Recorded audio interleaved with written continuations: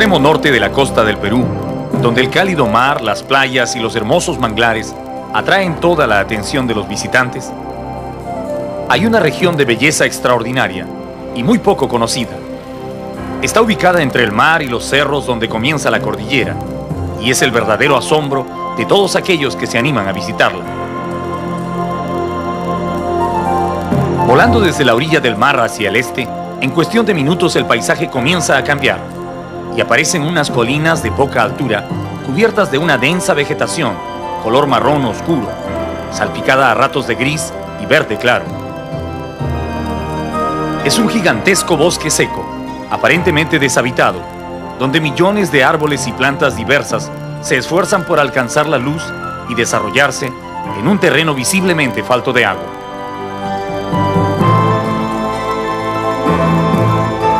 Por unos momentos las colinas se suceden unas a otras, mostrando todas el mismo tipo de vegetación. Pero repentinamente el paisaje vuelve a cambiar y frente a nosotros el bosque seco se convierte en una extensa selva, verde y llena de vida. Aquí los árboles tienen otras formas y colores y por un momento da la impresión de que hemos pasado de la costa a la selva amazónica. Grandes velos de neblina cubren las montañas más altas y es fácil imaginar la cantidad de vida que se oculta en ese follaje. Desde que despegamos de la orilla del mar hasta aquí, han pasado apenas 10 minutos y Tumbes se ha transformado frente a nuestros ojos. De una faja costera típica de nuestro territorio, hemos pasado a una selva tropical, como nunca hubiéramos imaginado que existía en este departamento. Toda esta región de bosques forma parte de la Gran Reserva de Biosfera del Noroeste, un territorio protegido por las leyes del Estado que tiene un área de más de 230.000 hectáreas, la mayor parte comprendida dentro de los límites de este departamento.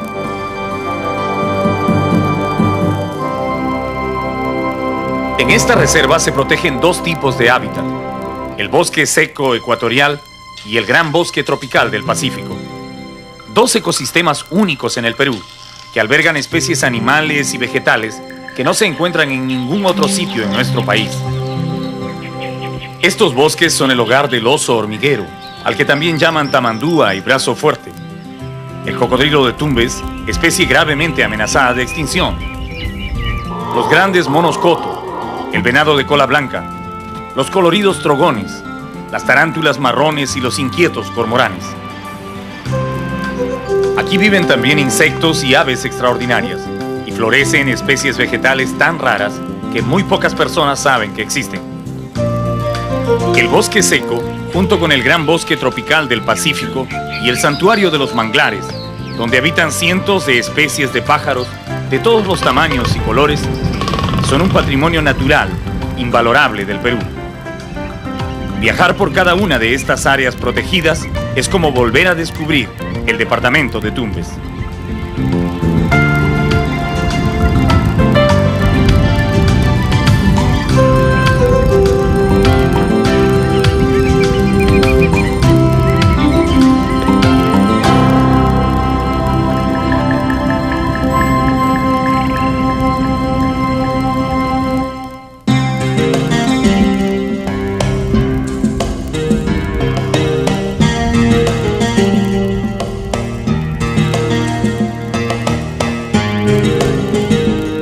Ingresamos a la Reserva del Noroeste siguiendo una carretera polvorienta que pasa entre campos de algarrobos y millones de arbustos de una planta que los campesinos llaman borrachera.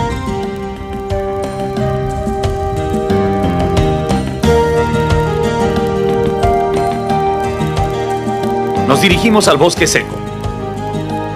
Al comienzo no le prestamos mucha atención a esos arbustos grises que cubren todo el terreno a los dos lados de la carretera.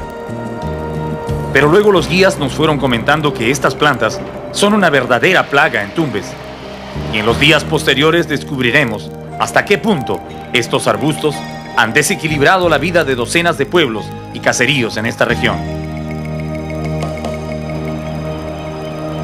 Los pequeños bosques de algarrobos que aparecen en el camino son solo restos de los gigantescos algarrobales que hubo una vez en todo el norte, que fueron depredados lentamente para hacer carbón y vigas para casas.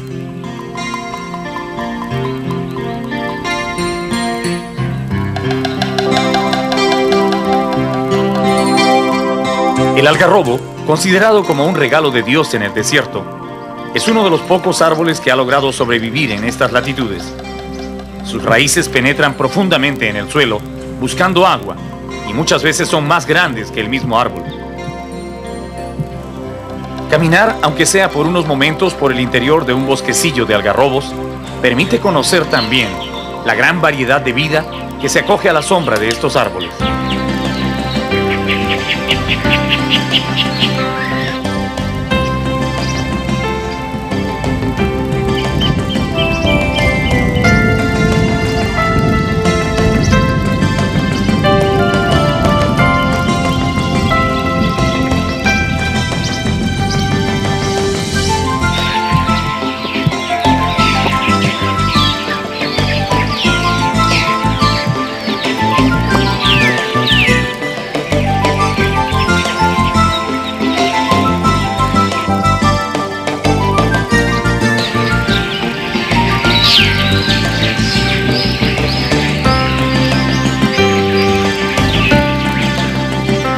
El viaje al bosque seco, que en helicóptero dura apenas 10 minutos, en carro se prolonga por varias horas, bajo un sol implacable.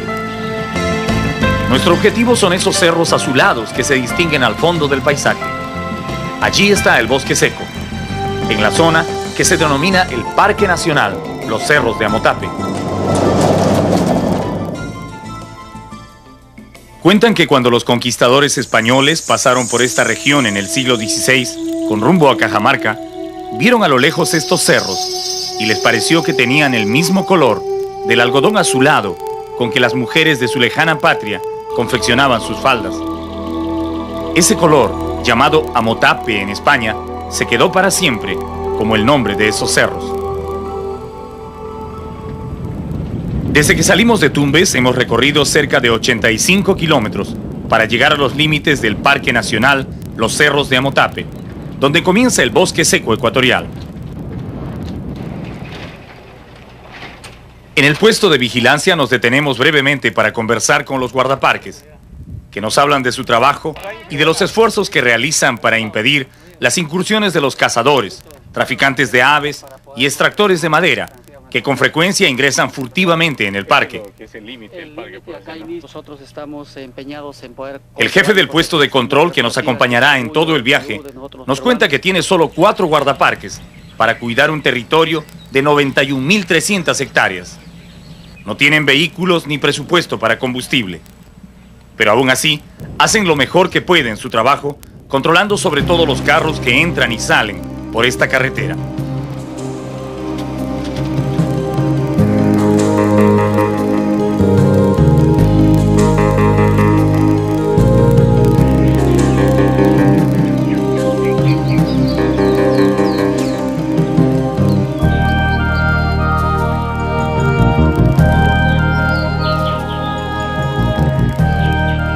El día va llegando a su fin cuando finalmente arribamos a nuestro destino e instalamos nuestro campamento en una colina cerca a la quebrada Casaderos, en el centro de los cerros de Amotape.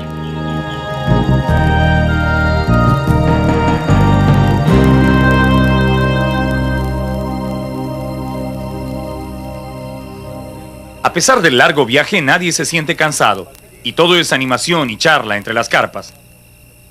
Mientras unos se dedican a consumir las provisiones que teóricamente deben durar 35 días, otros revisamos mapas y fotografías del parque, que recién mañana veremos en toda su belleza. En las semanas siguientes nos quedaríamos maravillados al comprobar la enorme variedad de especies que se refugian en estos cerros.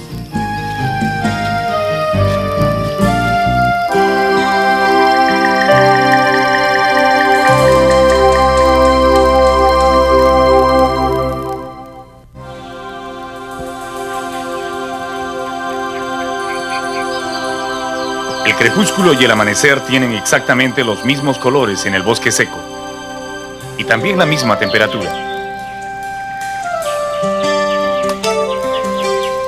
En estas horas no hace frío ni calor, pero cuando el sol termina de salir y comienza su recorrido por el cielo, el calor es tan fuerte que es mejor comenzar a caminar temprano para llegar al río de mañana, donde la brisa refresca algo el ambiente.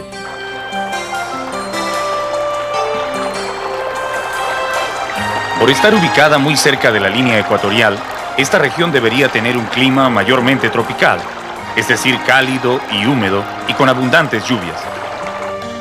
Pero la presencia de la cordillera de los Andes, por un lado, y las corrientes oceánicas, por el otro, le confieren un clima más bien subárido. La mayor parte del año es totalmente seco y solo llueve en los meses del verano, entre diciembre y marzo. Con la poca agua que recibe en esos meses, se sostienen los árboles y las plantas que estamos viendo. Pero 3 meses de lluvia al año no serían suficientes para hacer que esta vegetación crezca y se desarrolle. El bosque seco de Tumbes sobrevive principalmente porque cada 9 o 10 años el fenómeno del Niño trae fuertes lluvias que se prolongan por 6 o 7 meses, elevando el nivel de las aguas subterráneas. Es de ese fenómeno y de las aguas acumuladas en el subsuelo que vive el bosque. Cuando el sol ya brilla alto en el cielo, distinguimos en los árboles a las primeras aves rapaces que otean el paisaje en busca de sus presas.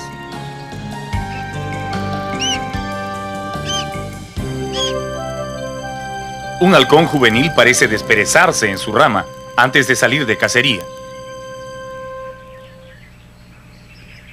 mientras que el veloz guaraguao, que se ha despertado más temprano, se dirige raudo a sus cotos de caza en el interior del bosque.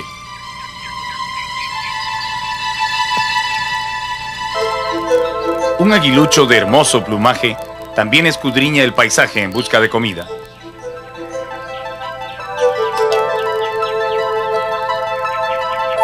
Y grita de rato en rato para advertir a otros cazadores aéreos que este territorio le pertenece.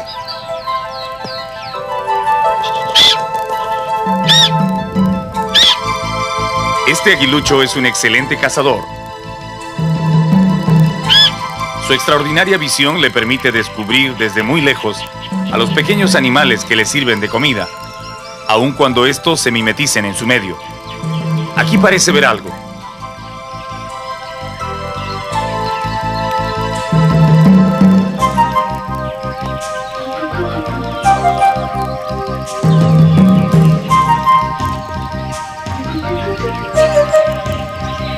Bueno, mala suerte esta vez, pero el día recién está comenzando.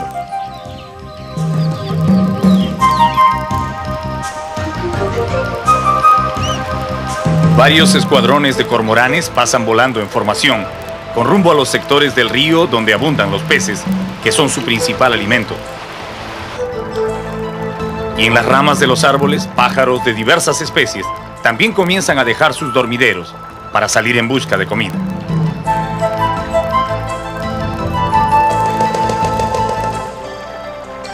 Entre todos ellos, el más vistoso es sin lugar a dudas el turtupilín o putilla, que atrae la vista por su brillante plumaje color rojo y negro. Los lugareños dicen que es de buena suerte si el turtupilín lo mira a uno de frente.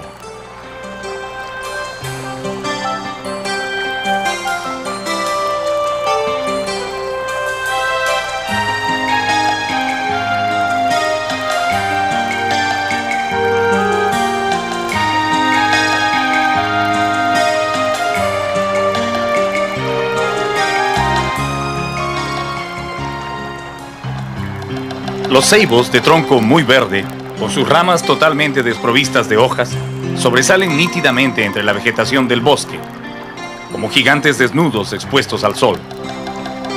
En el norte, al ceibo le dicen palo borracho o barrigudo, por la forma protuberante de su tronco.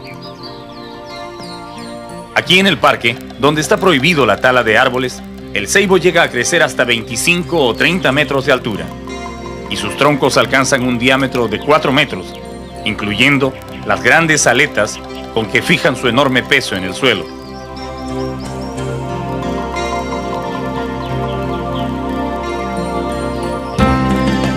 Los ceibos pertenecen a ese tipo de árboles llamados caducifolios, que pierden totalmente sus hojas durante una época del año, antes de la floración, como una forma de conservar toda su energía, para luego producir flores y frutos.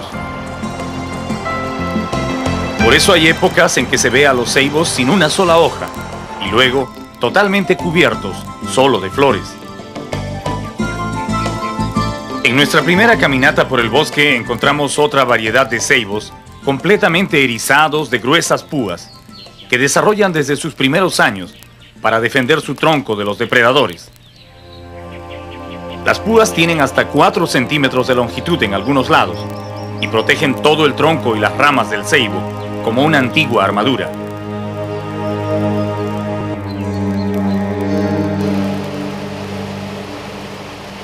La mañana avanza y nuestra caminata nos lleva ahora por las orillas del río, donde pescan y se asolean las bandadas de cormoranes. Estos pájaros son las aves de mayor distribución en el territorio del Perú y de todo el mundo. A los cormoranes se les encuentra igual en la China como en Canadá, Europa y el norte de África. En el Perú es fácil verlos pescando en las cochas de la selva amazónica o en las orillas del mar. Se alimentan principalmente de peces y casi siempre forman bandadas para buscar alimento o descansar. En las riberas del río Tumbes a veces se puede encontrar grandes grupos de cormoranes tomando sol junto a los gallinazos de cabeza negra y a las garzas blancas.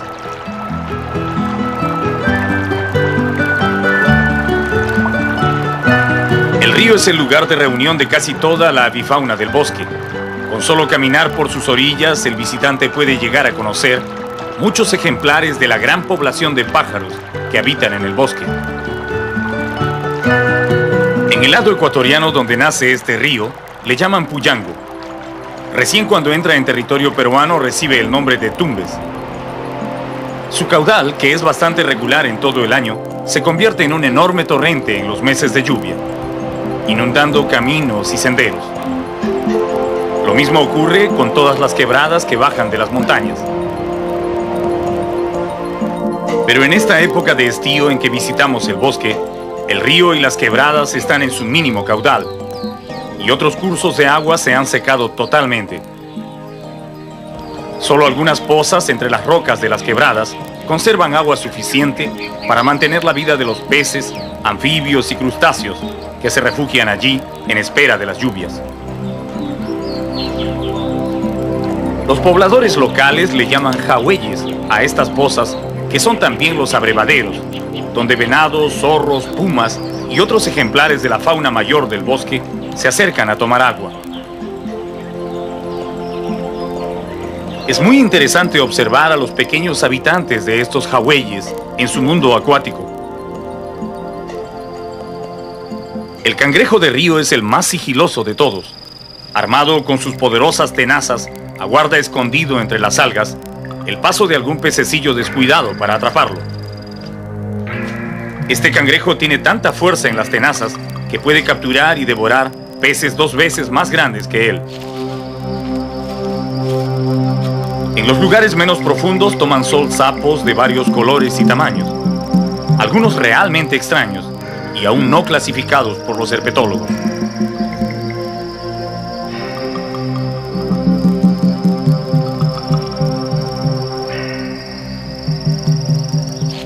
Uno de los más raros que observamos en la poza es este sapo macho de la familia de los dendrobátidos, que tiene en la espalda una mucosa especial rica en proteínas, donde lleva a sus renacuajos. Allí los protege del calor y de los depredadores del agua. Los renacuajos viven y se alimentan durante su metamorfosis en la espalda de su padre hasta que están suficientemente grandes para hacer su vida en la poza.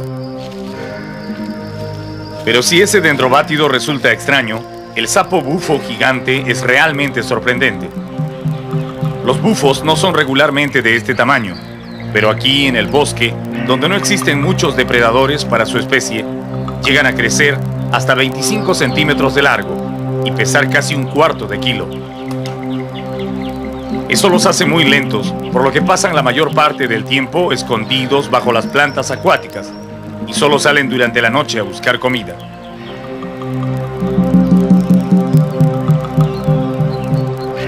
La rana buana, de color verde brillante, es otro importante poblador de las pozas.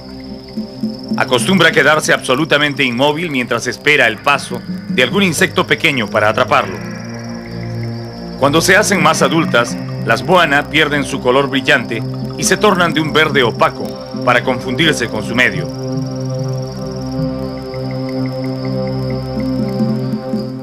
En algunas quebradas donde el agua se junta formando pequeñas lagunas, con muchas plantas de junco en las orillas, la vida es aún más abundante. En las rocas de la ribera viven unas arañas grandes de color marrón y negro que usualmente duermen muy quietas durante el día, pero de noche se ponen en actividad y entran en el agua en busca de renacuajos y pequeños peces que atrapan con sus poderosas mandíbulas. Entre las plantas de junco, sobre todo cuando el sol brilla más fuerte, es muy frecuente encontrar, disfrutando de la suave brisa, al insecto más hermoso de todo el bosque. Es la langosta solitaria, un hermoso representante de la familia de los Acrididae, que se alimentan casi exclusivamente de las hojas de las plantas. Su hábitat natural está en el follaje, donde pueden disimular mejor sus brillantes colores. Pero a veces el calor las obliga a acercarse a las pozas, donde pasan largas horas paradas en las rocas, y a veces se aventuran a entrar en el agua, demostrando que son excelentes nadadoras. Estas langostas son usualmente pacíficas, pero los entomólogos saben que en algunas ocasiones, y por circunstancias aún no esclarecidas, algunas especies pueden convertirse en verdaderas plagas. Cuando esto ocurre, las langostas, que tienen usualmente un comportamiento solitario, se transforman en gregarias, formando colonias de millones de individuos, a los que les crecen el cuerpo y las alas y se lanzan a devorar todo lo que encuentran a su paso. En el Asia y África, donde esto sucede con cierta frecuencia, las langostas no son vistas con mucho afecto, pero a nosotros nos cautivaron la elegancia y los hermosos colores de esta pacífica caminante.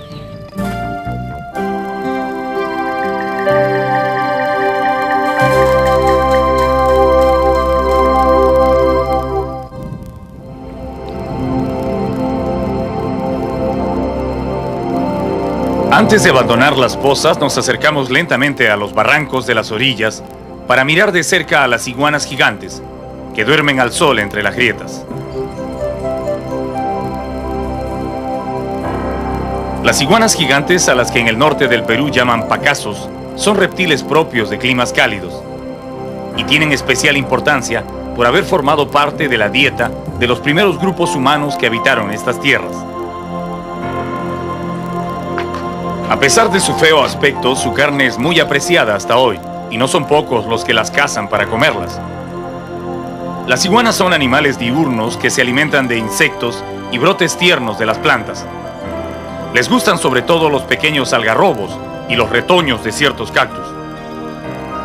Cuando son perseguidas por las águilas o los zorros, sus enemigos naturales, los pacasos pueden correr muy rápido y también zambullirse en las pozas o ríos, donde se mueven con gran facilidad.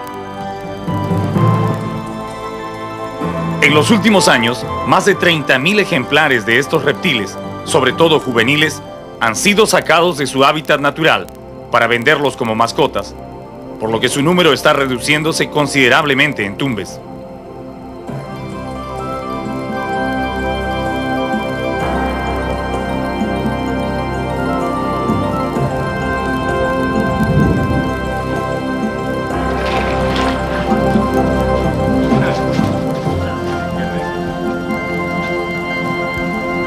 Luego de casi 8 horas de caminar por el bosque, maravillándonos con las aves, mamíferos y reptiles que habitan este parque, iniciamos el regreso al campamento, comentando las experiencias del día, cuando repentinamente alguien grita: ¡un oso! Buscamos con la vista y efectivamente algo camina entre las copas de los árboles. ¿Es un oso? El animal se balancea brevemente en las ramas del árbol y podemos apreciar su silueta contra el cielo, lo que nos permite identificarlo totalmente.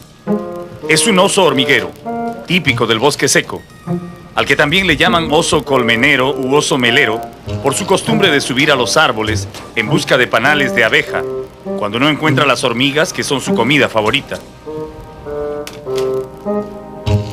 El oso, que también nos ha visto, olfatea el aire poniéndose en alerta y decide quedarse en las ramas altas donde se siente más seguro. Desde unos 10 metros de altura, el hormiguero nos mira con curiosidad y nosotros también lo observamos. pensando que ha sido una suerte encontrar un ejemplar de estos mamíferos en un lugar visible, porque usualmente prefieren buscar su comida en lo más denso del bosque, donde no los pueden perseguir los perros de los cazadores humanos, que son sus únicos enemigos en el parque. Luego de casi una hora de espera, el oso se siente en confianza y baja cautelosamente de las ramas, solo para meterse, con toda la rapidez que le permite su peso, en el hueco de un árbol. Esta es una actitud típica de los hormigueros cuando se sienten amenazados. Por entre las rendijas del tronco podemos ver su cola, sus poderosas garras y a ratos su cara, mirándonos con alguna inquietud. De este hueco no saldrá hasta que no se sienta completamente seguro. Los guías nos dicen que podría quedarse allí un día entero. Así que decidimos marcharnos, un poco apenados de no haberlo podido grabar un rato más.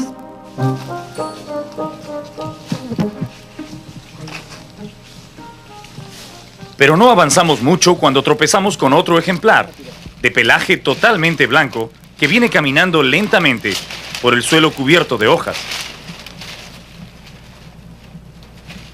Nuestra presencia no parece incomodarle mucho, así que lo seguimos por unos metros.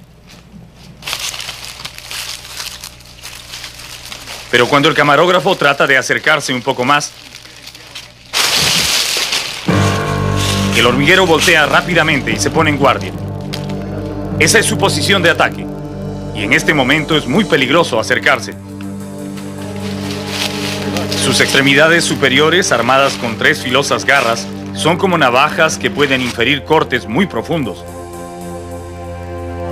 Cuando un atacante se pone a su alcance, el oso lo enrosca rápidamente con la cola y le da un violento abrazo que termina con un apretón de sus terribles garras. Ese abrazo es fatal hasta para los felinos, que a veces se atreven a enfrentarse al hormiguero. Sin dientes y sin agilidad, ya que las uñas entorpecen su lerdo andar, los osos hormigueros dependen totalmente de sus garras para defenderse en el bosque. Luego de mostrarnos que no es bueno meterse con él, el hormiguero opta por treparse a un árbol y descansar un rato. Los investigadores que han estudiado a los hormigueros en su ambiente natural afirman que este animal no tiene muy buena vista y casi siempre prefiere caminar solo por el bosque. El ejemplar que estamos viendo es una variedad poco común de hormiguero, porque la mayoría de sus congéneres tienen algo así como un chaleco de pelos color negro sobre el lomo y el vientre, que es característico de la especie.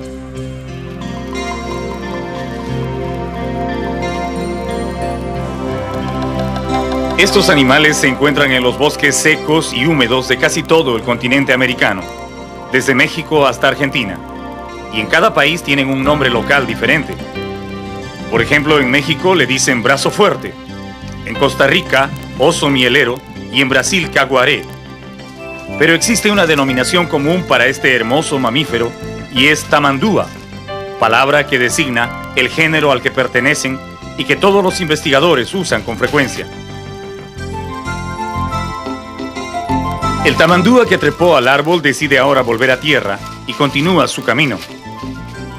Tratando de no molestarlo, vamos tras él, pensando que va en busca de comida.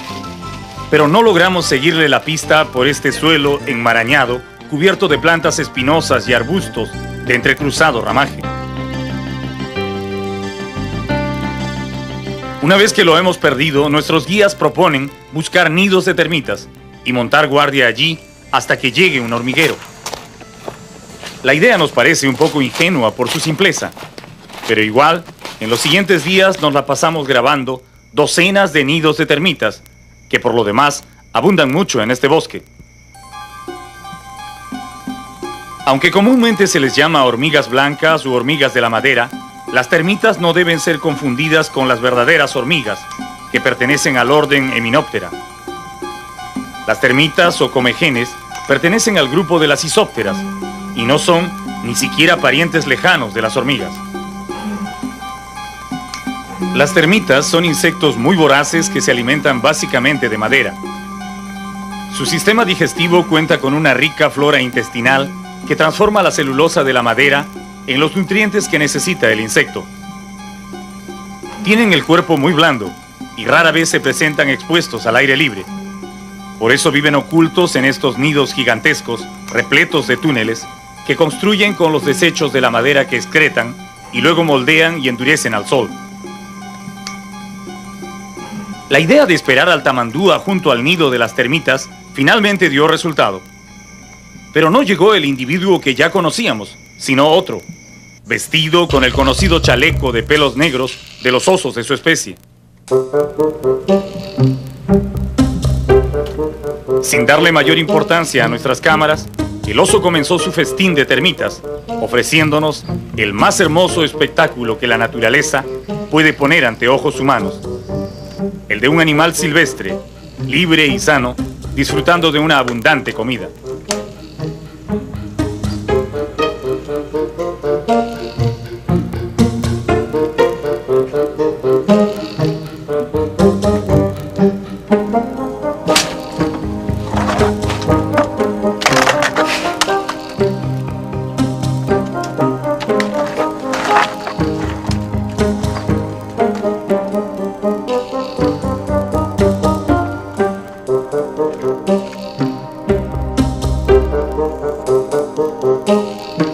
No contento con devorar los insectos de la superficie, el oso se mete en el nido y se da un verdadero atracón de termitas.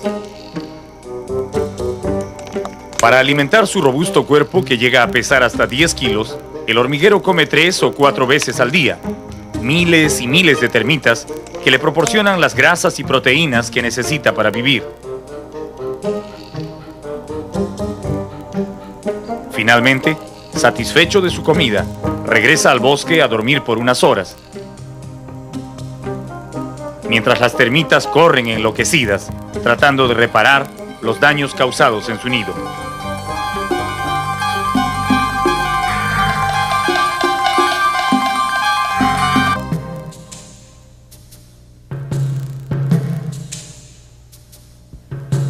Hay noches en el bosque seco de Tumbes, cuando la luna aparece en el cielo, velada por nubes tan oscuras que da la impresión de que va a caer un fuerte aguacero. Pero los lugareños, que conocen bien su clima, no se entusiasman. Ellos saben que en estos bosques solo llueve entre diciembre y marzo, y el resto del año es invariablemente seco. Confiados en ese conocimiento de nuestros guías, salimos de noche para ver si nuestro amigo el hormiguero todavía se encuentra en las inmediaciones del nido de las termitas.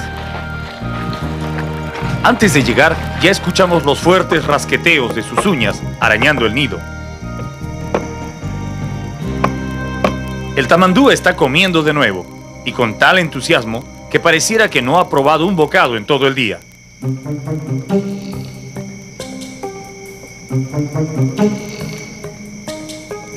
Este es un animal extremadamente silencioso, sobre todo cuando come, y tampoco despide ningún olor especial.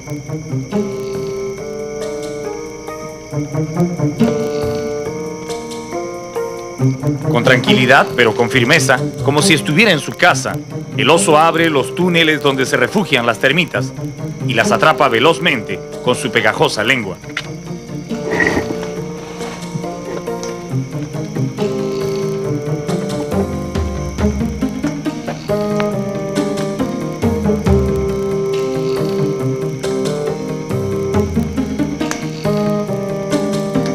Esa rápida lengüita que usa como un ganchillo para jalar la comida está recubierta de una saliva adhesiva que produce en unas enormes glándulas ubicadas debajo de sus maxilares. En esa mucosidad se pegan los insectos, que no pueden hacer nada por evitarlo. De todos los mamíferos del planeta, el oso hormiguero es probablemente el único que tiene asegurada su comida por los siglos de los siglos. Las termitas son insectos de rápida reproducción y se encuentran en todas las selvas y bosques. Es prácticamente una reserva alimenticia inagotable, a total disposición del tamandúa.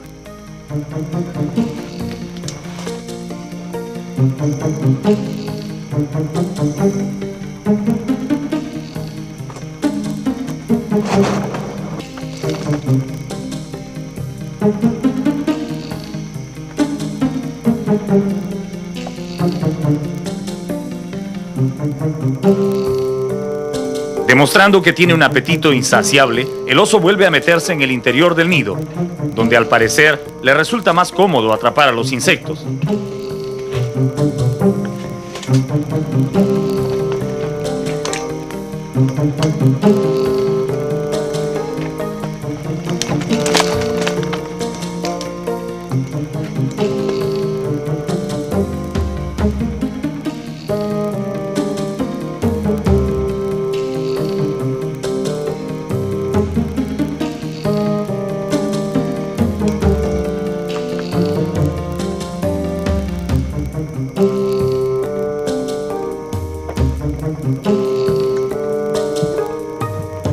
Nos imaginamos cómo debe sentirse allí adentro, en total oscuridad, con millones y millones de termitas caminando por su cuerpo.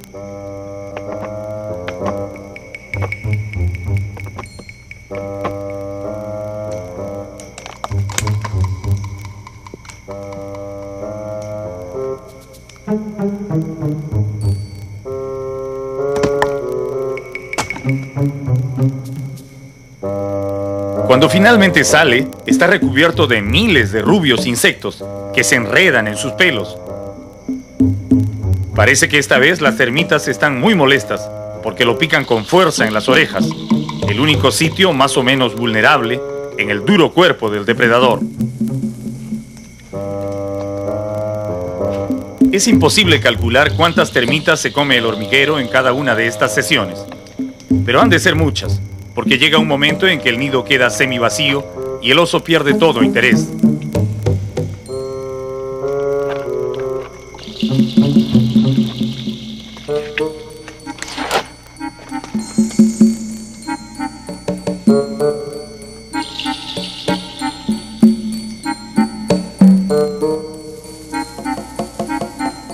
Pero mientras hay termitas, el tamandúa no se aleja. Duerme en un lugar cercano a su comida y es fácil hallarlo de día o de noche en las inmediaciones del nido, comiendo o durmiendo, que son sus ocupaciones favoritas, mientras las diligentes termitas no se cansan de reparar los daños que les ocasiona el molesto visitante.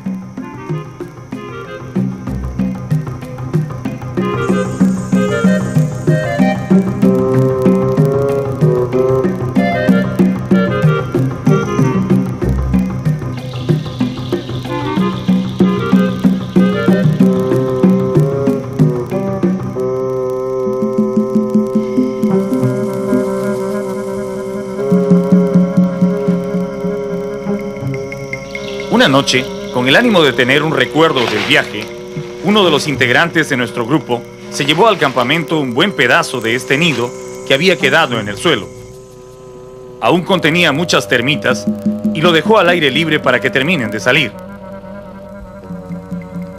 ¿Cuál sería nuestra sorpresa cuando muy entrada la noche escuchamos que alguien rascaba el trozo de nido detrás del campamento? Salimos a ver y hallamos un tamandúa juvenil muy tranquilo, comiéndose las pocas termitas que quedaban en el trozo de nido.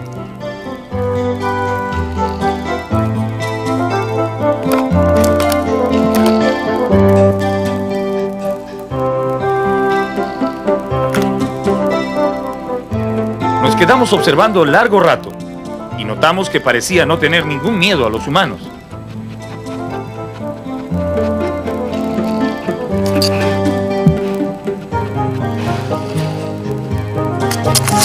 En la mañana ya se había hecho nuestro gran amigo y se dejaba acariciar como un niño. Siempre con un poco de temor por sus poderosas garras, todos disfrutamos acariciando su lomo y su duro pelo. El oso se dejaba tocar y aún más parecía disfrutar de las cosquillas que le hacía uno de nuestros asesores de campo.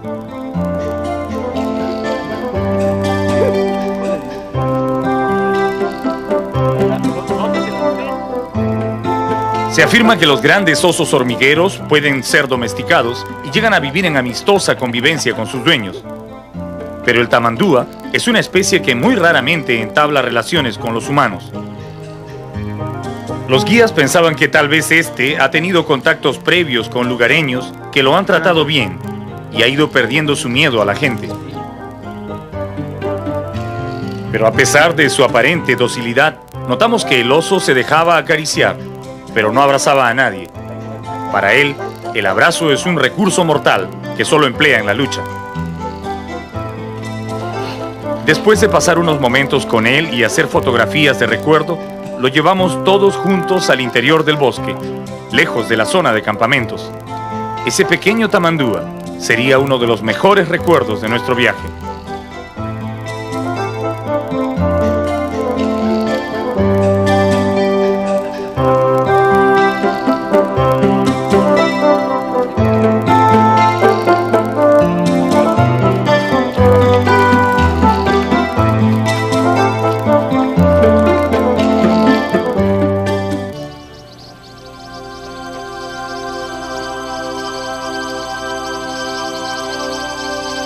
Entre los meses de abril y diciembre, cuando el clima se torna más seco y el bosque recibe con fuerza la luz del sol, florecen numerosas especies vegetales que alegran el paisaje y reafirman la perennidad del bosque seco. Los árboles de Guayacán, con sus brillantes flores amarillas, son los más vistosos. Se les encuentra en todo el ámbito del bosque, creciendo en pequeños grupos o también solitarios, mostrando su ramaje sin hojas, pero totalmente cubiertos de flores. Como muchos árboles de este clima, el Guayacán pierde su follaje en la etapa previa a la floración para dedicar toda su energía a la producción de los frutos que asegurarán la supervivencia del árbol. Estos árboles producen una madera muy apreciada por su dureza y hermoso veteado. Debido a eso, fueron talados indiscriminadamente en otras épocas para fabricar muebles y sobre todo parquet.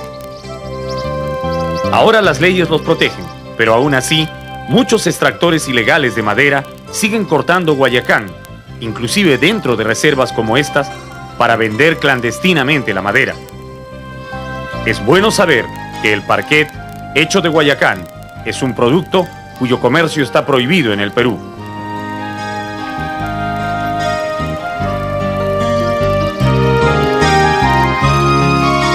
Estas flores, parecidas a un espolón de gallo, pertenecen a otro árbol típico del bosque seco. Es el porotillo, que crece hasta los 5 o 6 metros de altura y se llena de flores justo en el momento en que todo el bosque está más seco. Las flores del porotillo son el bocado favorito de los venados que abundan en esta región. Este es otro árbol constantemente amenazado por los extractores de madera, que usan su tronco para hacer cajones para frutas. Una actividad depredadora muy grande en el norte del Perú, que utiliza también la madera de otros árboles, como el palo santo y el pasayo, todos ellos protegidos por la ley.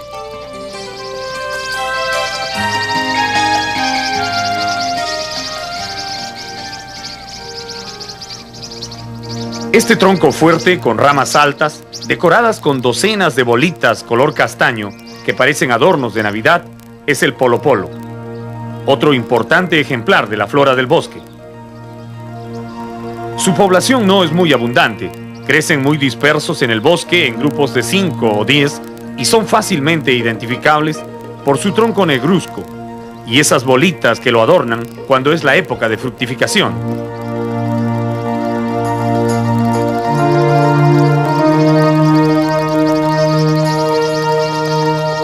Mirar en el interior de estos frutos es descubrir uno de los artificios más extraordinarios que ha diseñado la naturaleza para asegurar la supervivencia del árbol. Los frutos más verdes muestran las semillas envueltas en una vellosidad blanca y húmeda que en esta etapa de crecimiento sirven de alimento a las ardillas y diversos tipos de aves.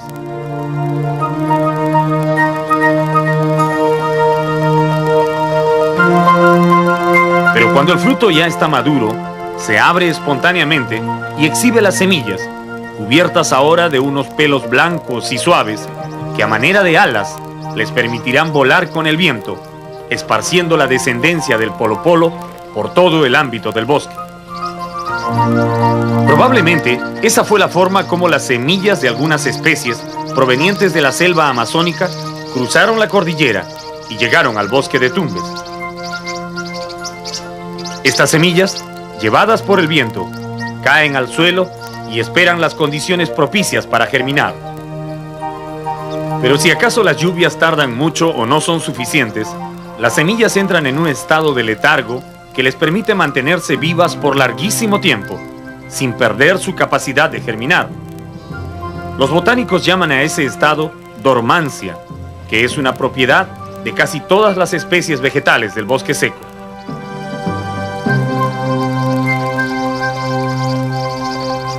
Todos estos árboles son importantes, no solo porque son únicos en el país, sino también porque dan alimento y refugio a las aves y a numerosos animales del bosque.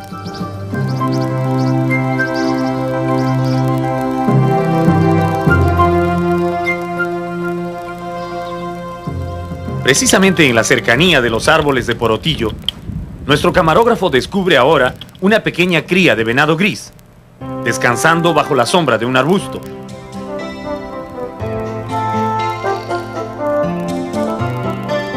Tratamos de acercarnos un poquito más cuando la pequeña se levanta e inicia su veloz carrera. Es muy raro que una cría de ese tamaño esté sola en el bosque. Parece cansada y hambrienta. Probablemente se ha perdido o los cazadores han ahuyentado a sus padres. A pesar de su aspecto indefenso, se mantiene muy despierta y vuelve a correr tan pronto nota que avanzamos.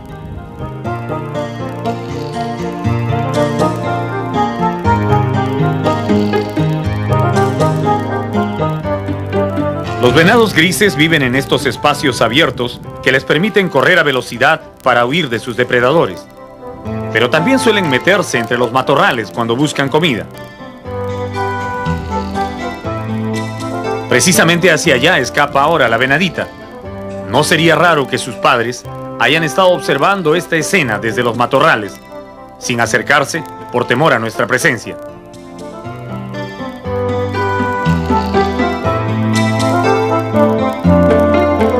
La pequeña cría de venado fue una agradable presencia en el calor del mediodía. Pero el bosque alberga muchas formas de vida, algunas de las cuales pueden ser no tan agradables y acaso peligrosas.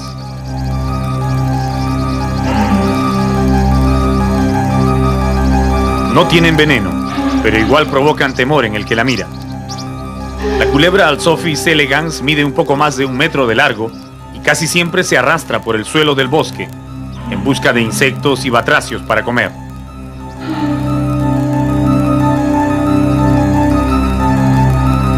Sus colores se confunden con las hojas secas y la protegen de la poderosa vista de las aves rapaces, que son sus principales enemigos.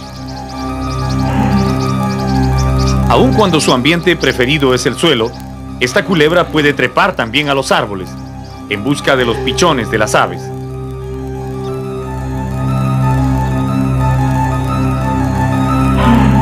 O nadar ágilmente en una poza, a la caza de sapos.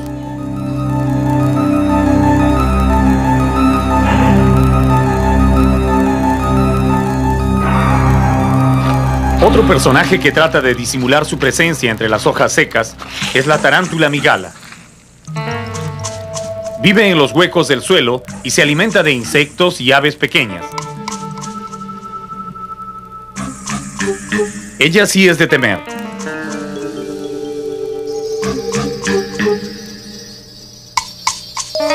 Su veneno no llega a ser efectivo en los humanos, pero resulta fulminante cuando lo utiliza contra los pájaros que atrapa en los nidos de las ramas, a las que sube con gran facilidad.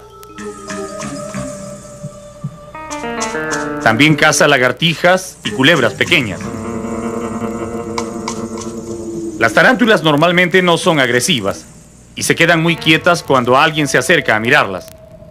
Pero se afirma que cuando están furiosas pueden pegar saltos repentinos hacia el rostro o el cuerpo del que las molesta.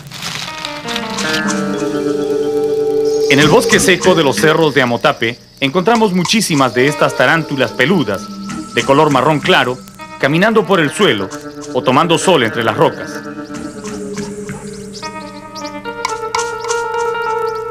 Los lugareños las llaman araña pollito por su afición a comer los pichones de los nidos. Si se mantiene la calma y se sabe cómo hacerlo, Es fácil recoger una de estas tarántulas para observarlas de cerca. No muerden, están muy estresadas.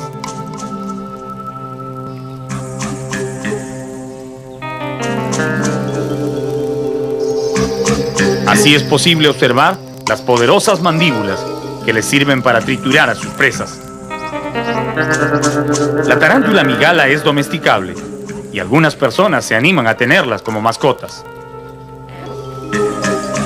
Después de sostener a estos ejemplares por varios minutos, las dejamos en el suelo y recién sentimos los efectos de su presencia.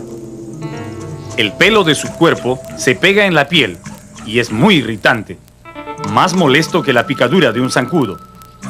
Ese es el único recuerdo que deja en los humanos el gigantesco arácnido.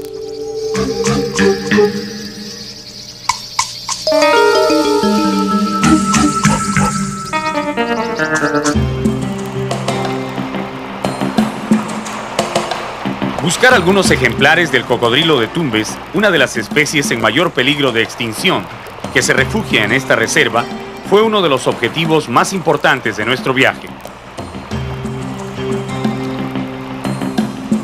En la segunda semana de nuestra visita al Parque Nacional Los Cerros de Amotape, después de haber recogido algunas informaciones de los escasos pobladores de la zona, iniciamos una larga caminata, aguas arriba, por las orillas del río Tumbes, hacia un lugar donde se afirma que aún viven algunos pocos cocodrilos.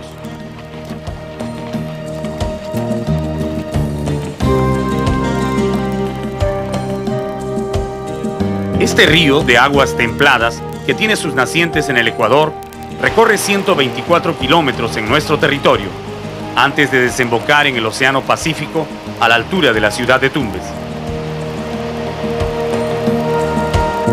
Los pobladores de la zona cuentan que hace muchos años, en las riberas del río, era fácil encontrar numerosos cocodrilos, tomando sol en las orillas fangosas o surcando las aguas en busca de alimento. Pero a partir de los años 50, la población de cocodrilos comenzó a disminuir rápidamente por la aparición de cazadores que los mataban para quitarles el cuero y también por la pesca excesiva que acabó con muchas de las variedades de peces que les servían de alimento a los reptiles. A la altura de un lugar llamado Quebrada Cazaderos, cruzamos el río, haciendo un poco de equilibrio sobre las resbaladizas rocas del fondo. Ahora caminamos en la zona de frontera. El lado derecho del río es Ecuador, el lado izquierdo es el Perú. En esta zona, la vegetación en ambas riberas del río está formada principalmente por juncos y cañaverales. Grandes rocas arrastradas en las épocas de lluvias frenan la corriente, creando pequeñas pozas donde aún abundan los peces. Ahora llegamos a un paraje donde se aprecia que el río es bastante profundo, con árboles más grandes en las orillas. Aquí es donde los guías afirman haber visto algunos cocodrilos adultos en las últimas semanas. Mientras un grupo se instala bajo la sombra de un algarrobo para observar desde lejos el curso del río, nuestro camarógrafo comienza a rastrear el agua en busca de algún movimiento.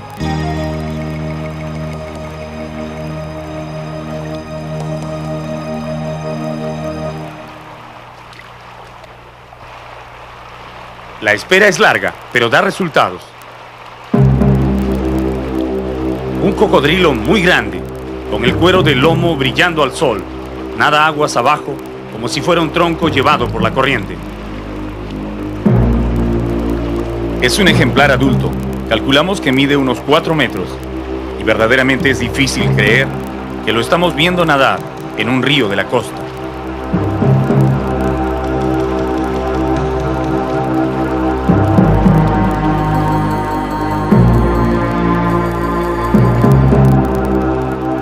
El cocodrilo se acerca a la orilla y notamos que hay otro más, descansando entre el fango y el agua.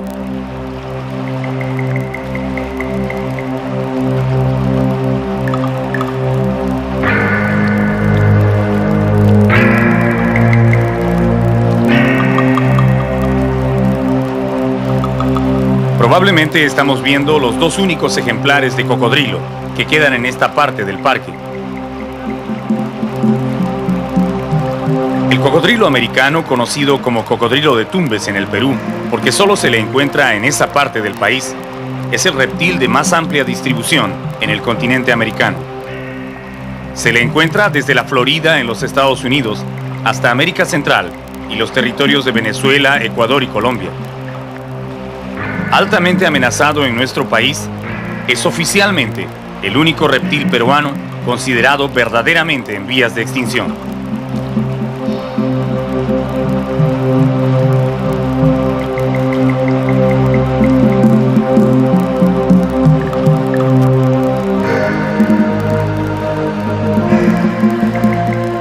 Parece que esta playa fangosa es su lugar favorito de descanso, porque ambos cocodrilos se acomodan para tomar sol y se quedan muy quietos, calentando sus organismos de sangre fría. Esto nos permite apreciar con más facilidad su verdadero tamaño. Algunas personas afirman haber visto cocodrilos de más de 4 metros en el río Tumbes, pero son muy raros.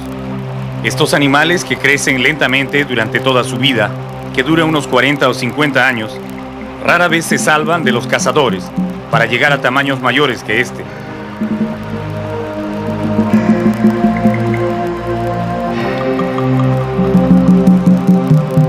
Para nosotros, que estamos observando desde el refugio en el Algarrobo, es una experiencia muy emocionante.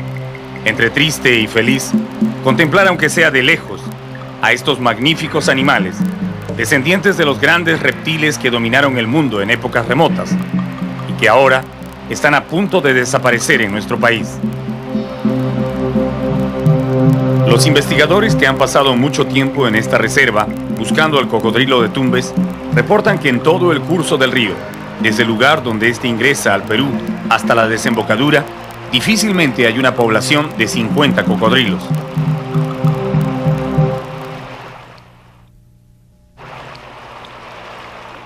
Cuando estamos en plena grabación y tratando de hacer el menor ruido posible, un caballo y una mula salen del bosque y caminan hacia el río a tomar agua. Pensamos que van a asustar a los cocodrilos, pero ellos no se mueven. Los dos cuadrúpedos van a pasar de largo, pero la mula se detiene y parece que los ha olfateado.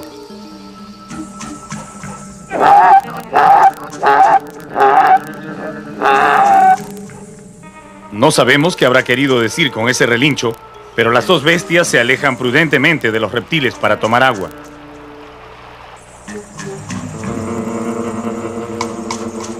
Los campesinos de la zona matan a los cocodrilos porque creen que ellos pueden ocasionar daños a las personas o al ganado.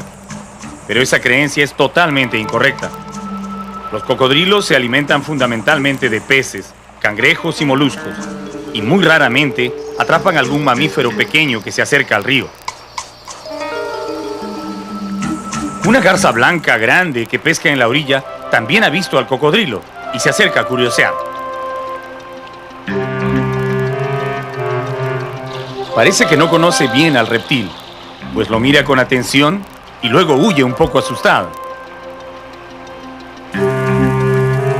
Pero algo la hace volver a echar otra mirada. Hay unos pececillos por allí que le han llamado la atención.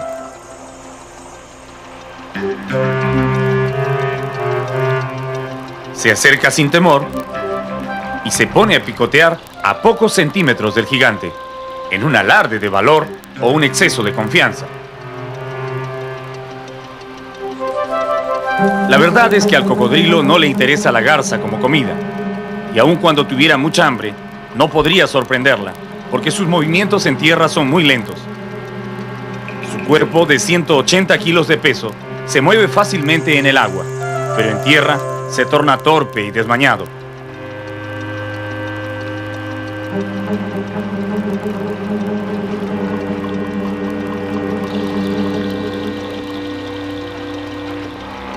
Creíamos que esta pareja de cocodrilos sería la única que lograríamos ver en todo el viaje, pero los guías, que han estado conversando con pastores de ganado en las inmediaciones, nos llevan ahora a otro sector del río, de playas arenosas, donde nos aseguran que hay algunos cocodrilos más, pero muy pequeños.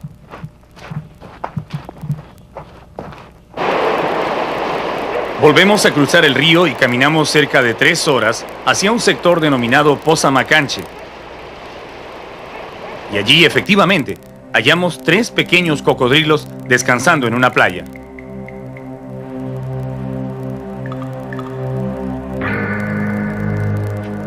Tienen diferentes edades y tal vez sea una muestra de que los cocodrilos de Tumbes continúan reproduciéndose, a pesar de las dificultades que encuentran en su hábitat y la constante presencia de cazadores.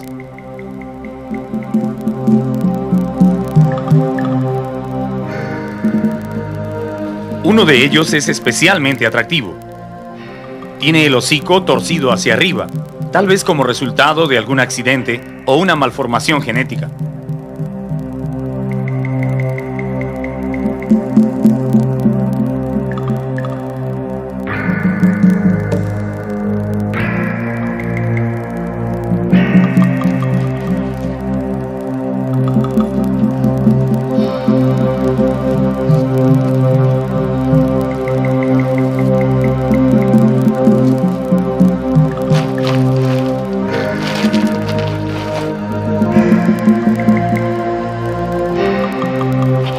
Atrapar uno para mirarlo de cerca y tomar algunos datos no resulta muy difícil.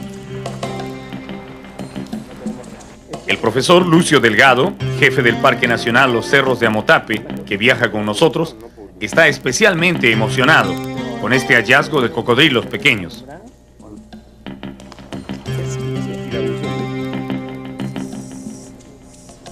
Él calcula que este cocodrilo tiene unos 2 años y medio de edad y pesa unos 8 kilos.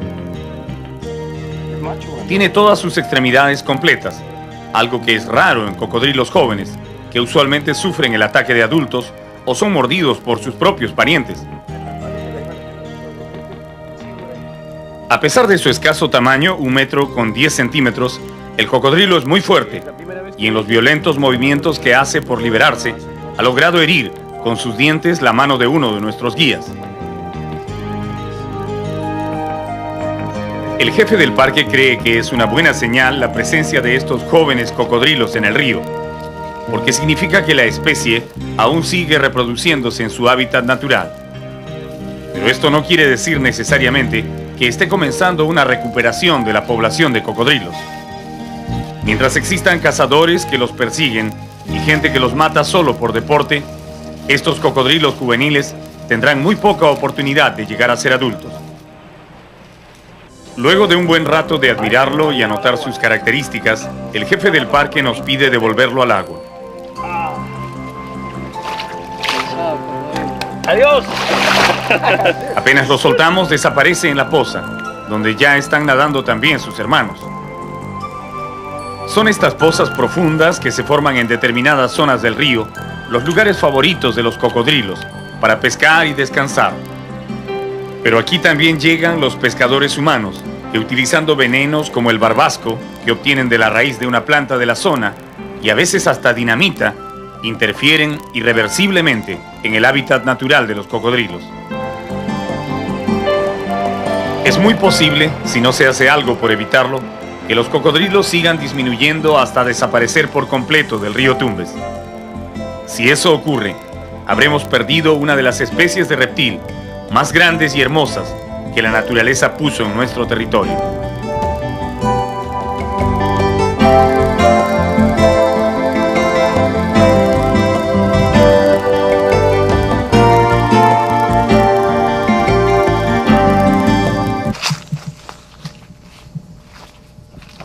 Cuando uno camina por el interior del bosque seco en los cerros de Amotape, frecuentemente escucha un golpeteo rápido y prolongado. Parece el sonido de una herramienta en manos de algún trabajador solitario en el bosque. Cuando se busca el origen del ruido, este cesa inmediatamente, y es muy difícil saber de dónde venía. Esto nos ocurrió 3 o 4 veces, hasta que un día logramos sorprender al causante de ese misterioso golpeteo.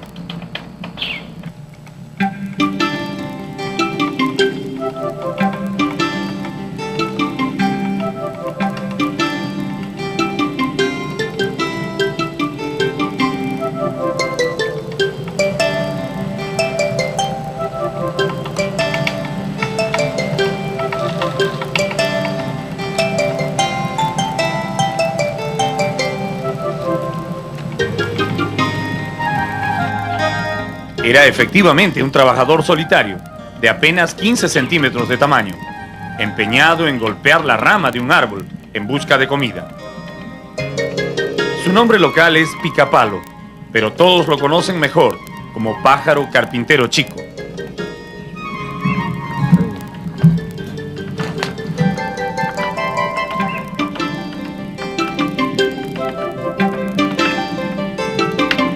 Esta es una especie de ave que vive en el bosque seco y también en la selva amazónica. Su obstinado picoteo contra las ramas y troncos de los árboles es una habilidad que le ha dado la naturaleza para encontrar su alimento en los lugares donde otros pájaros no lo buscan.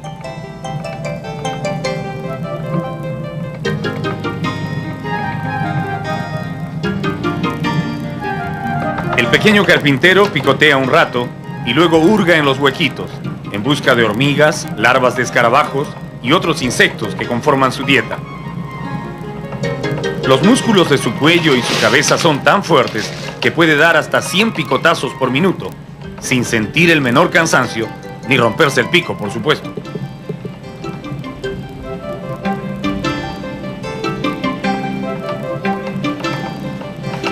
El carpintero chico es muy tímido y raramente uno puede acercarse lo suficiente para verlo trabajando.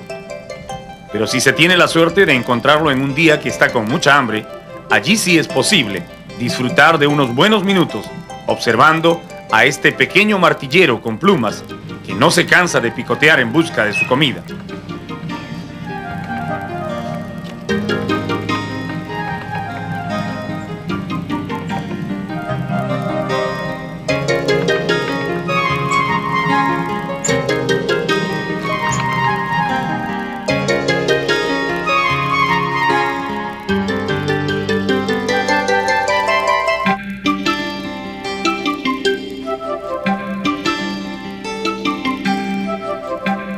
Pero si encontrar al pájaro carpintero chico es una bonita experiencia, hallar a su primo hermano, el gran pájaro carpintero, eso sí es todo un acontecimiento.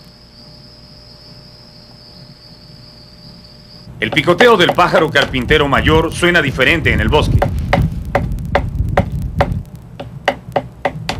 Parece un martillo neumático golpeando contra el tronco de los árboles. Allí lo vemos, es el Campéfilus guayaquilensis, al que los dibujos animados han hecho tan famoso, parodiándolo como el pájaro loco.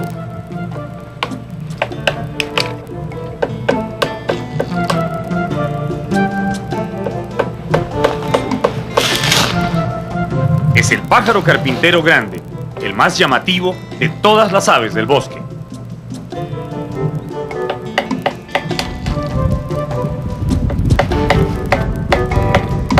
A este pájaro carpintero grande lo encontramos en una zona de la reserva que los ecólogos llaman ecotono, es decir, el sitio donde se juntan dos ecosistemas diferentes. En este caso, es el límite entre el bosque seco ecuatorial y el bosque tropical del Pacífico, al que ya estamos ingresando.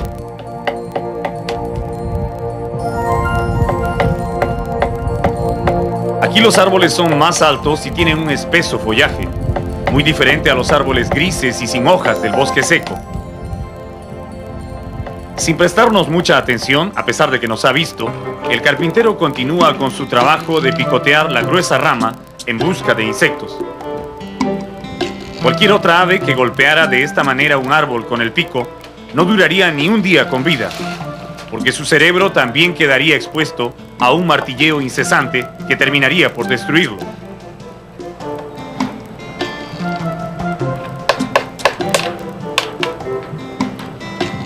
Pero el carpintero posee una sólida caja craneana con un extraordinario sistema de amortiguación que no permite que el cerebro choque contra el hueso en el momento del picoteo.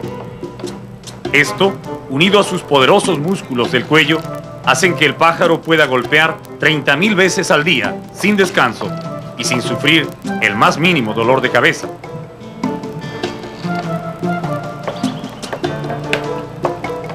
Aparte de su pico que destroza con facilidad la corteza de los árboles semipodridos, el carpintero posee una larga lengua con bordes dentados que le permite extraer del interior de los agujeros las hormigas, larvas y otros insectos que van quedando al descubierto. La naturaleza también ha previsto a este formidable pájaro de 4 dedos con uñas curvas, dispuestas en forma de X, que le hacen más fácil aferrarse a los troncos verticales y picotear en cualquier posición. Las plumas de la cola son otra ayuda. La evolución las ha modificado convirtiéndolas de suaves y delicadas en rígidos apoyos que los sostienen en el tronco mientras trabaja.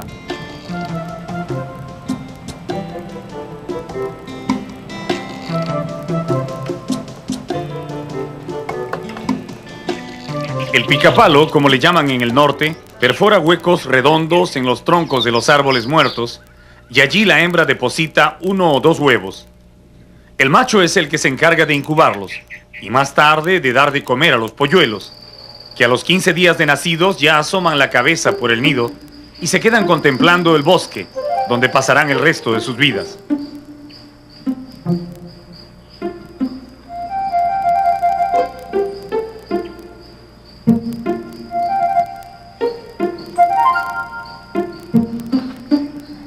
Estos pequeños observan un poco inquietos el mundo alrededor.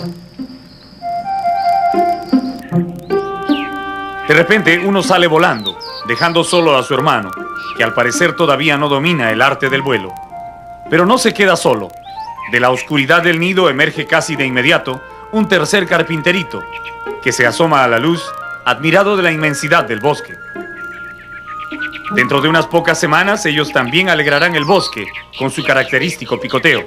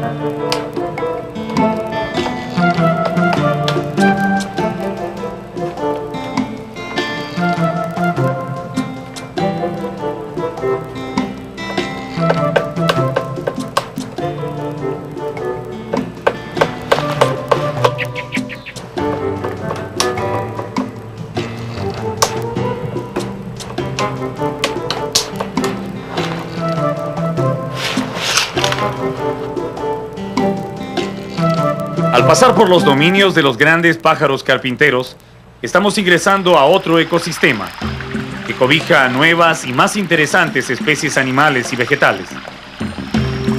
Desde que salimos de Tumbes hace 16 días aproximadamente, hemos recorrido gran parte del Parque Nacional Los Cerros de Amotape, cubiertos de la vegetación del bosque seco ecuatorial.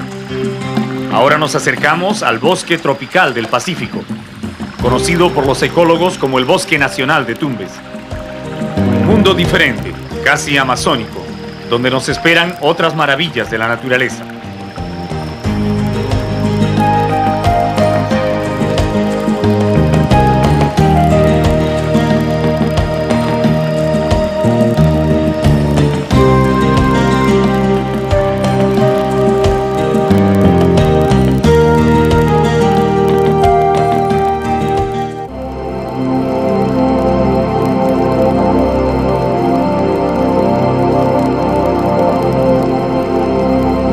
El Bosque Nacional de Tumbes, que forma parte de la Gran Reserva de Biosfera del Noroeste, tiene un área total de 75.000 hectáreas. Visto desde el aire, el paisaje no se diferencia casi en nada de las montañas de la selva alta del Perú. Pero lo que hace excepcional a este bosque es su ubicación, en el lado occidental de la cordillera de los Andes, bastante cerca al Océano Pacífico, en una región donde la mayoría de los visitantes esperan encontrar solo playas y desiertos. En nuestro viaje por la reserva utilizamos vehículos para la mayor parte del recorrido, pero al ingresar en el Bosque Nacional, los estrechos caminos nos obligan a continuar a pie, llevando nuestros equipos a lomo de bestia.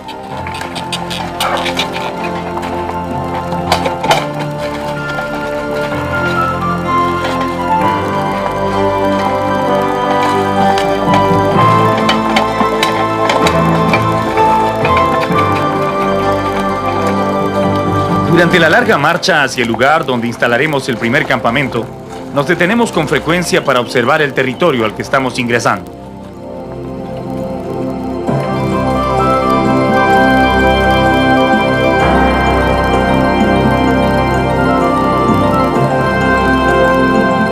La espesa vegetación que cubre la parte más alta de las montañas está casi todo el tiempo semi-oculta por un manto de neblina que llega desde la lejana selva amazónica, pasando la cordillera, que en esta zona tiene muy poca altura.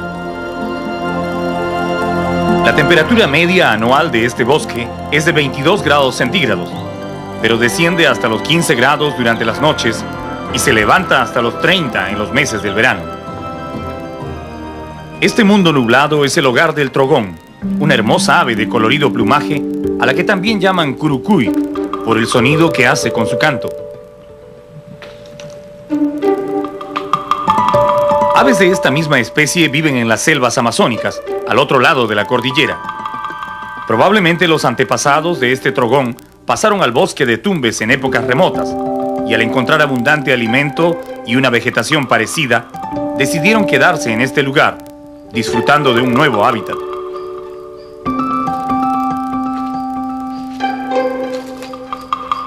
Pero cuando los trogones pasaron la cordillera y se vinieron a vivir al bosque tropical de Tumbes, detrás de ellos vinieron también sus depredadores.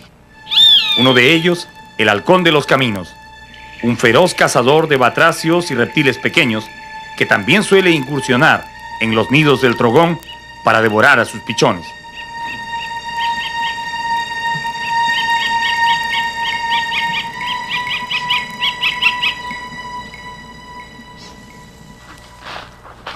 El camino por el que estamos avanzando nos lleva ahora a un sector del bosque donde nos recibe un microclima especial.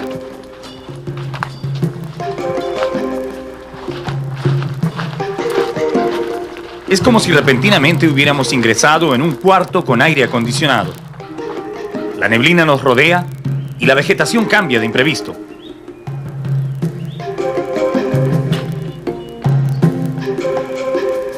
Aquí los árboles se muestran cubiertos de musgo y todas las plantas están húmedas de rocío.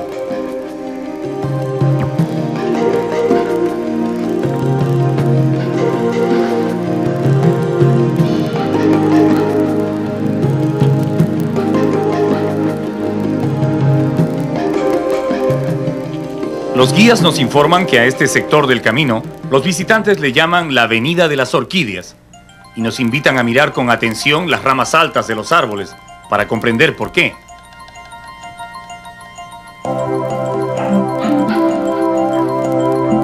A pesar de que la neblina disminuye un poco la intensidad de sus colores, numerosas orquídeas en plena floración destacan nítidamente en el follaje. Las orquídeas son en su mayoría plantas epífitas que se ubican en las ramas altas de los árboles, buscando alcanzar un máximo de luz solar para desarrollarse.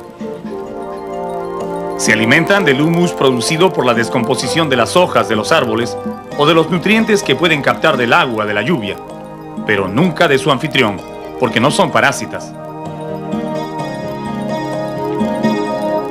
Se estima que en todo el mundo hay unas 25.000 especies de orquídeas, pero aquí, en el bosque de Tumbes, crece esta variedad especial, denominada Cattleya maxima, conocida internacionalmente como la reina de las orquídeas, por ser uno de los géneros más vistosos de esta familia. La Cattleya maxima llega a producir hasta 10 grandes flores, que permanecen en la planta un mes y un poco más, y sus colores varían de un rosado tenue a un lila oscuro, habiéndose incluso reportado algunas totalmente blancas, que son la codicia de los colectores. La exótica belleza de estas flores, sus colores y formas, han fascinado desde siempre a los hombres que entraron en los bosques y selvas de América del Sur. En el siglo XVIII se organizaron en Europa varias expediciones que tenían como único fin colectar estas orquídeas para enviarlas a los jardines botánicos de las cortes de España e Inglaterra. Actualmente, la demanda de este tipo de orquídeas ha aumentado tanto que se ha puesto a la Cattleya maxima en peligro de desaparecer de su hábitat natural.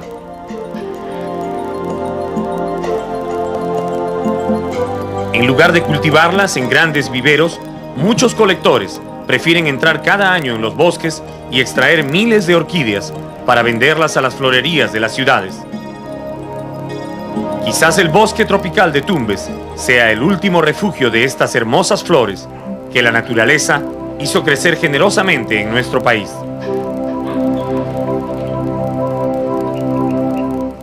Antes de abandonar el camino principal para comenzar a bajar por las quebradas, encontramos otra planta extraordinaria, que tiene unas flores muy extrañas.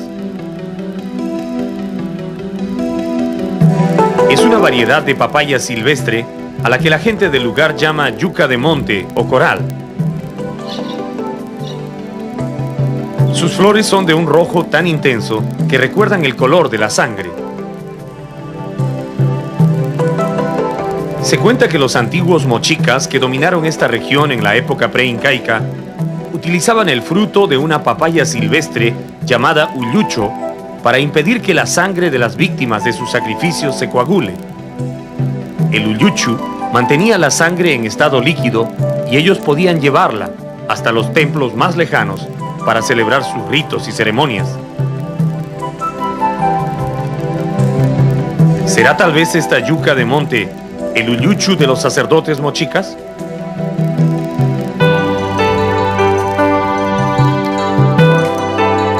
Cuando finalmente ingresamos en el bosque y comenzamos a caminar bajo el follaje de las plantas, recién podemos tener una idea verdadera del tamaño de los árboles que forman el bosque tropical de Tumbes.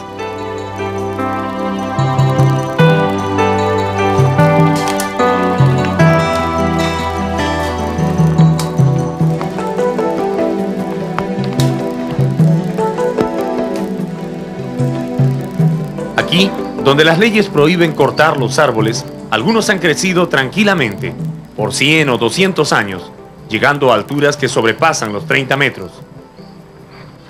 Uno de ellos es el pechiche, que abunda en este sector del bosque. Su tronco grueso y muy recto se eleva por encima de todas las plantas en busca de luz. Muy cerca del pechiche crece otro gigante, del que solo conocimos su nombre local, casposo.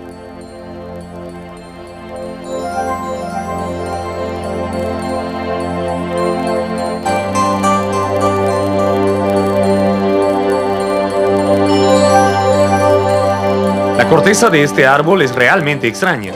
Está formada por gruesas placas superpuestas que le dan la apariencia de un armadillo. Sin embargo, pese a su ruda apariencia, las placas se desprenden con facilidad cuando uno las jala y dejan ver a unos extraños insectos que habitan encima de la capa interior.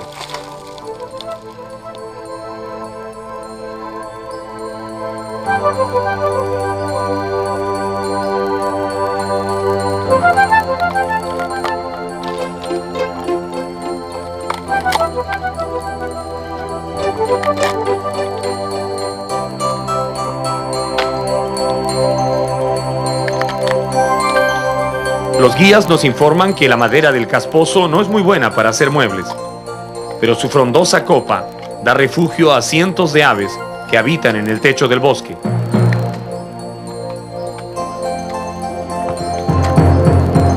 El ficus estrangulador o matapalo es otro de los colosos de este hábitat. Siempre se le encuentra rodeando con un poderoso y mortal abrazo a los árboles que tiene que estrangular para quitarles su lugar en el bosque. El que vemos aquí está justamente ganándole la batalla a un noble cedro que ya está irremediablemente perdido entre los brazos del matapalo.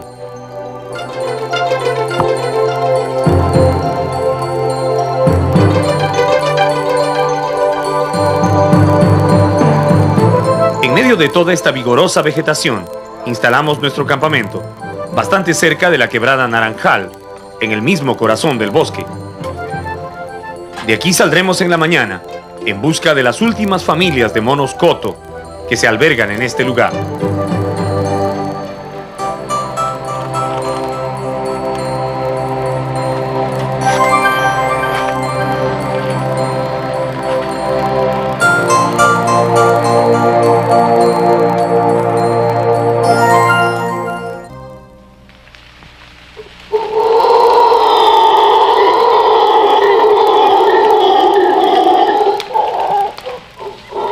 Todo el que acampe más de una semana en el bosque tropical de Tumbes será despertado algún día por estos aullidos.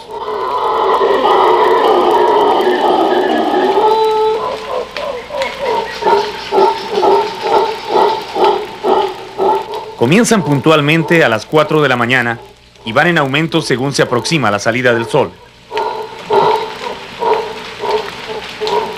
Luego se detienen totalmente y solo se vuelven a escuchar una o dos veces al día por unos breves momentos. En el bosque, todos saben que ese es el grito territorial del mono aullador. Pero lo que nadie puede decir es de qué lugar proviene, porque parece sonar en todos lados al mismo tiempo.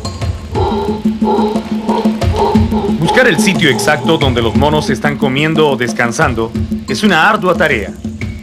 Se requiere caminar horas de horas, confiando en que la habilidad de los guías para orientarse en el bosque nos lleve hasta los refugios de los monos.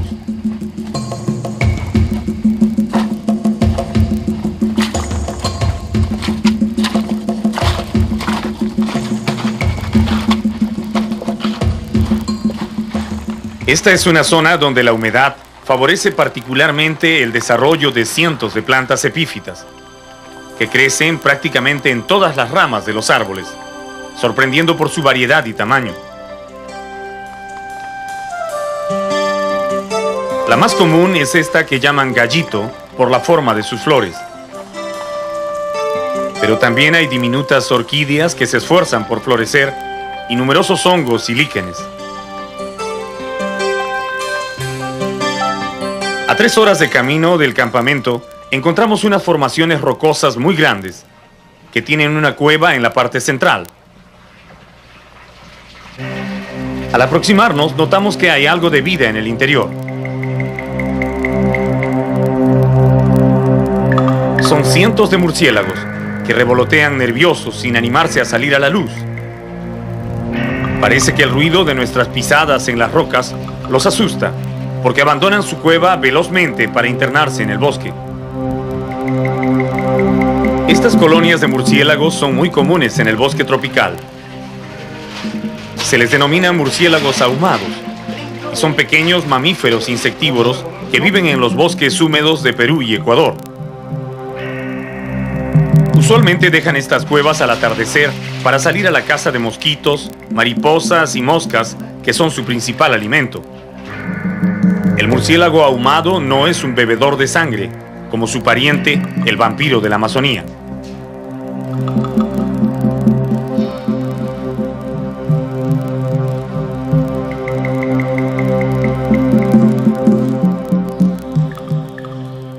Más allá de la cueva de los murciélagos, una agitación en las copas de los árboles de pechiche nos hacen saber que estamos ingresando en el territorio de los cotomonos.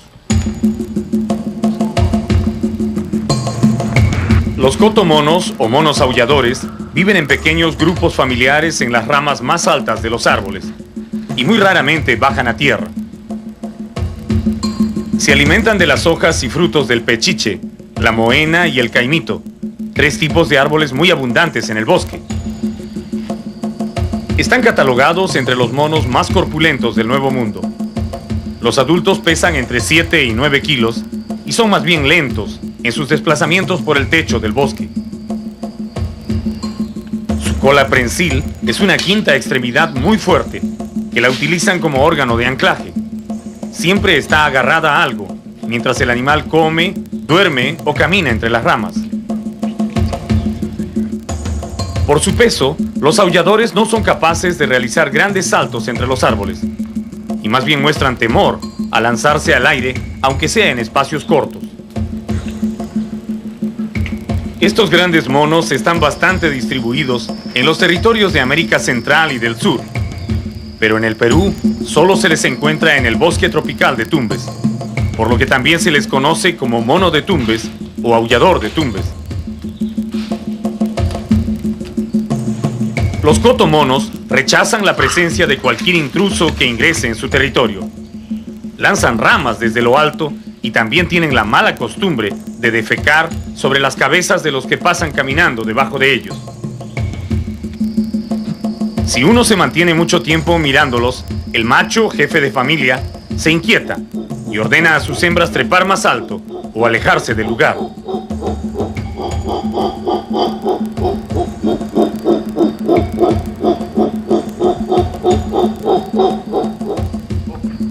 Pero si acaso el intruso pretende acercarse más, el cotomono recurre a su más expresiva forma de defensa.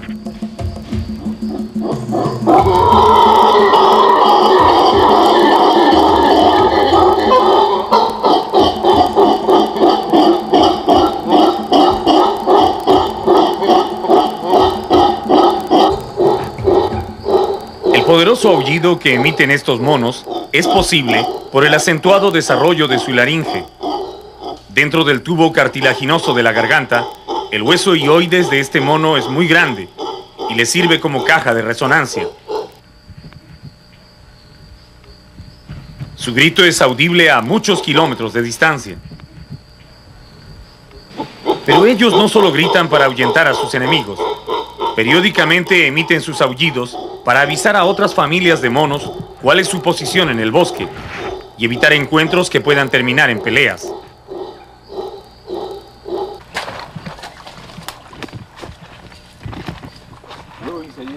En el suelo del bosque, donde viven estos aulladores, recogimos algunos frutos caídos del pechiche, que son su comida favorita.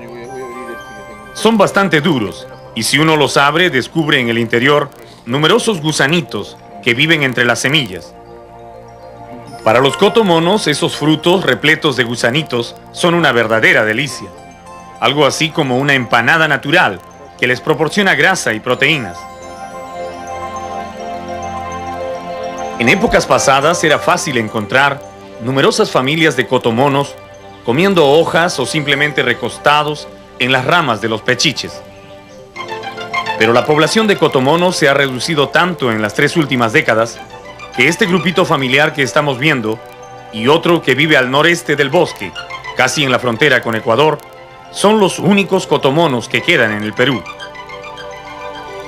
La causa de su disminución es principalmente la cacería de que son objetos. Los hombres que van a cuidar las fronteras, cuando se quedan sin provisiones, matan a los cotomonos para comerlos. La tala ilegal de los árboles donde ellos viven y cuidan a sus crías es otra razón de su alejamiento de estos bosques. Junto con el cocodrilo de Tumbes, el cotomono es lamentablemente otra especie animal en peligro de extinción en nuestro país. Respetar el hábitat del mono aullador, proteger los árboles donde vive y, sobre todo, terminar con la cruel costumbre de matarlos a tiros es la única forma de salvar a las pocas familias de cotomonos que quedan en este bosque.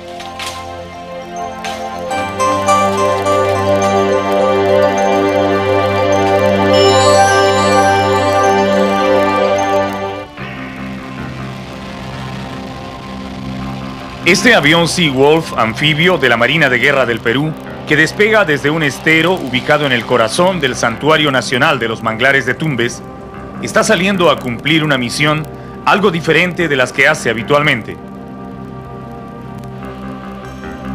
Tan pronto deja el agua, el piloto eleva el avión a una altura prudencial para no inquietar a los habitantes del delicado reino que va a sobrevolar. Este vuelo forma parte de las inspecciones periódicas que realiza la Marina en el santuario, para controlar la intangibilidad del área, informarse sobre la presencia de embarcaciones ilegales de pesca en los esteros y especialmente monitorear los cambios que se van produciendo en la extensión de los bosques de mangle. El manglar es un bosque diferente, ubicado entre el mar y tierra firme, que solo existe en algunas pocas regiones tropicales del mundo, donde el clima, la salinidad del agua del mar y la presencia de ríos que desembocan arrastrando abundante materia orgánica se conjugan para dar vida a una exuberante planta que se llama el mangle.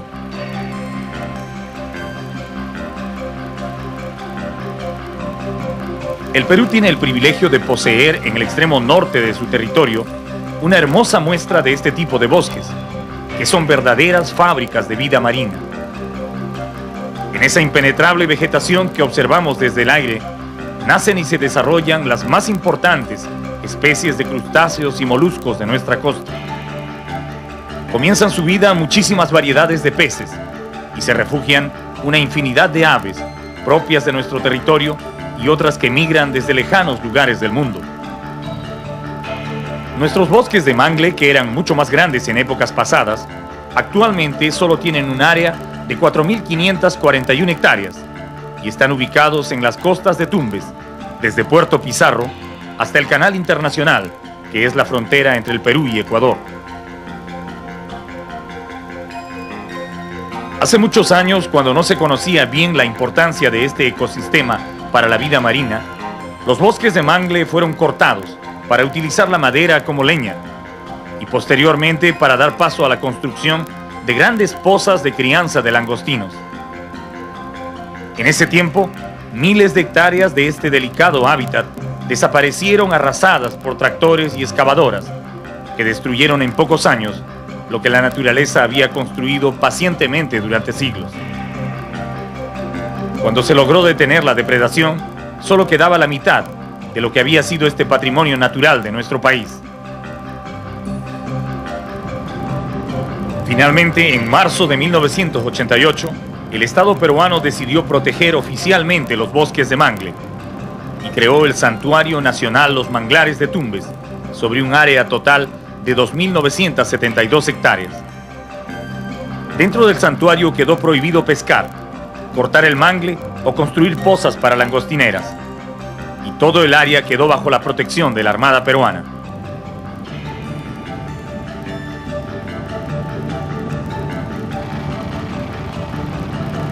Es este pequeño santuario donde se protege el único bosque de mangles que hay en el Perú, el territorio donde ahora vamos a ingresar.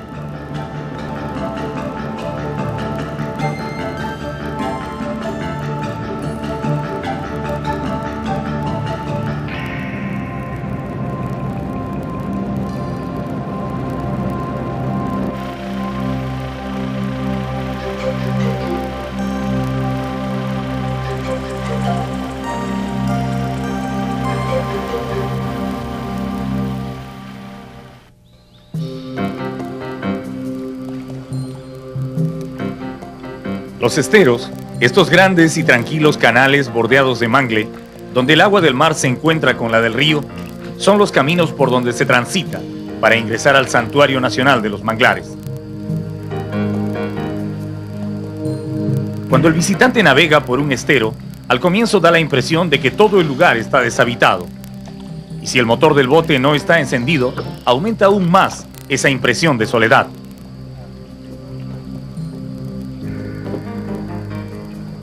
Pero luego, poco a poco, entre las raíces del mangle, en las ramas altas y también en el agua, la vida comienza a mostrarse tímidamente, como recelosa de los extraños.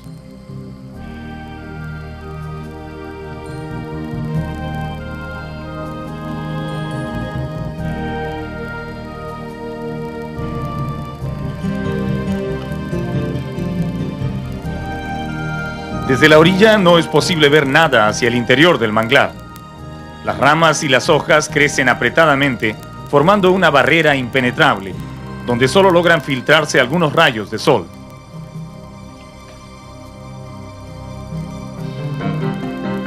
Los árboles de mangle, que a primera vista parecen solo grandes arbustos, son plantas verdaderamente fascinantes.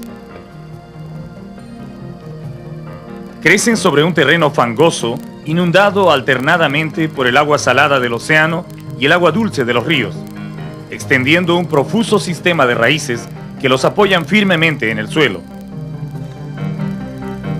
Para crecer y desarrollarse, los mangles necesitan algunas condiciones importantes, como temperaturas cálidas, lodo rico en sustancias orgánicas que acumulan los ríos en sus desembocaduras, abundante agua salada y una gran amplitud de mareas que remojen permanentemente el suelo donde viven.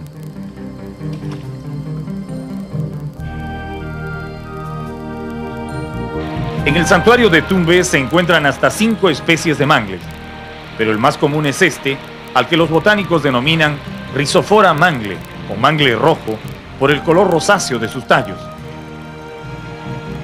El Rhizophyra mangle crece en promedio hasta 10 metros de altura, aunque en algunos lugares del santuario se pueden encontrar mangles gigantescos de más de 25 metros.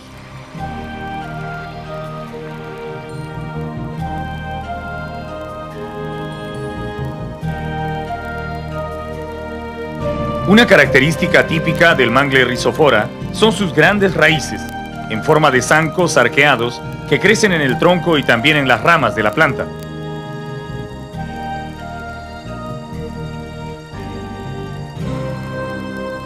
Le sirven para sostenerse en el fango, pero sobre todo para filtrar la sal del agua marina que inunda los esteros.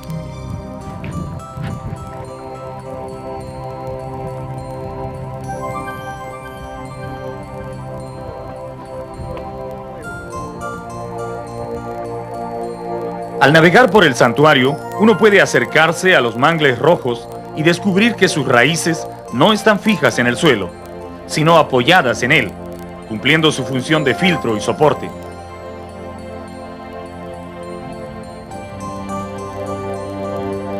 Pero si las raíces del Rhizophora son interesantes, sus semillas y propágulos lo son aún más. Para poblar nuevas zonas fangosas, el mangle ha desarrollado una especial estrategia de reproducción, que los investigadores llaman propágulos. Estos son unos brotes alargados muy resistentes que tienen forma de torpedos.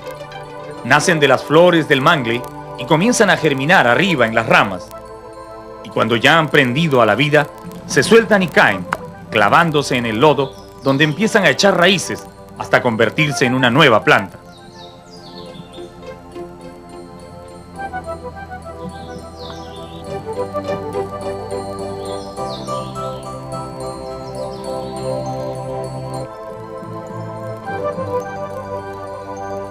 El mangle negro o Avicennia es otro experto en sobrevivir en agua salada. No es tan abundante como su vecino el mangle Rhizophora, pero tiene un método muy ingenioso para librarse de la sal que satura su hábitat. Las raíces del mangle negro dejan pasar la sal al tronco de la planta, pero el mangle se deshace de ella antes que su concentración llegue a ser demasiado alta. Eso lo consigue llevando la sal por la savia y depositándola en las hojas ya viejas, que a su debido tiempo caen al agua repletas de sal.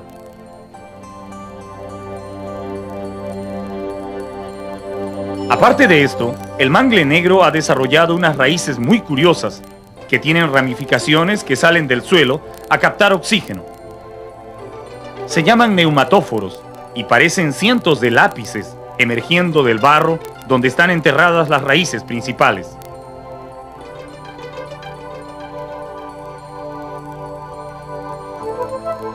Las hojas que caen de los mangles, tanto de la Avicennia como del Rhizophora, son la contribución más grande que hacen los árboles a la vida en el santuario.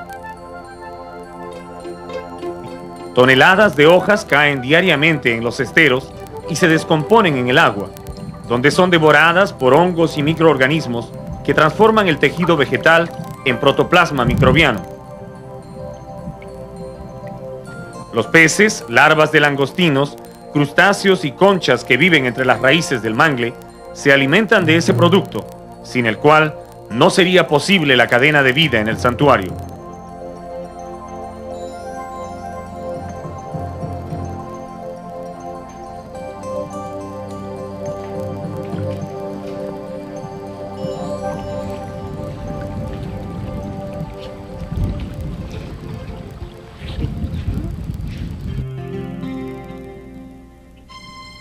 El mangle es una planta en permanente desarrollo, que coloniza primero las riberas y luego se lanza a ganar más terrenos en el mar.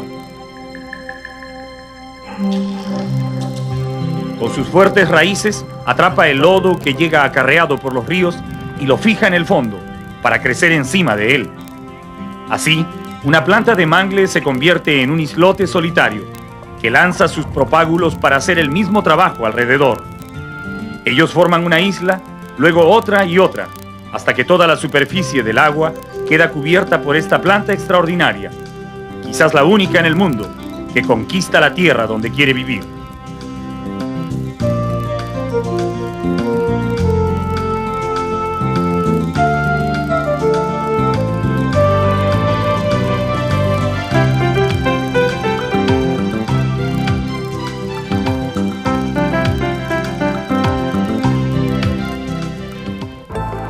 En los límites del santuario, cerca a Puerto Pizarro, hay una isla grande totalmente cubierta por el mangle que se conoce como la Isla de los Pájaros. En ese lugar retirado, a donde solo se puede llegar navegando por los esteros, se refugian miles y miles de aves que efectivamente se han apropiado de la isla, convirtiéndola en su lugar favorito de descanso y anidamiento. Las fragatas son las más numerosas. Si uno se acerca lentamente, sin hacer movimientos bruscos y sin alzar la voz, se puede disfrutar de varias horas de tranquila observación de estas hermosas aves que tienen un singular estilo de enamoramiento. El ave fragata o tijereta, como le dicen en el norte, es una especie de amplia distribución en el mundo. Se le encuentra principalmente en las Islas Galápagos, en el Caribe, en las costas del Pacífico y el oeste de África. Normalmente anidan en grandes colonias asentadas en islas con abundante vegetación, lo más lejos posible de la presencia del hombre. Los machos y las hembras son muy diferentes entre sí.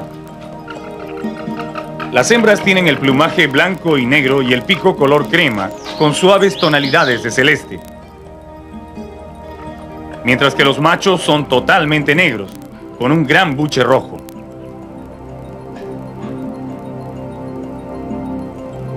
Las fragatas son un poco más grandes que las gaviotas, y con las alas desplegadas llegan a medir hasta 80 centímetros. Cuando vuelan, separan las plumas de la cola en forma de V, de allí el nombre local de tijereta. Cuando llega la época del apareamiento, los machos comienzan una curiosa exhibición que tiene como único objetivo atraer la atención de las hembras que los rodean.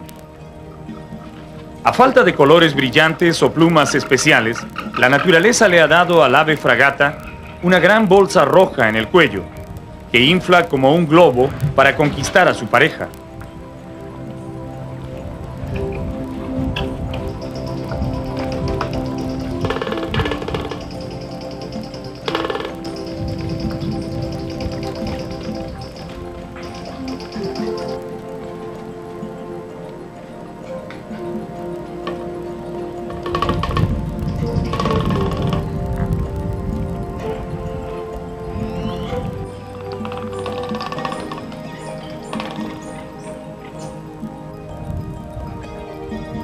Esta bolsa se puede inflar casi tanto como una pelota de fútbol, y el macho acompaña esta exhibición con un curioso tamborilleo de su pico.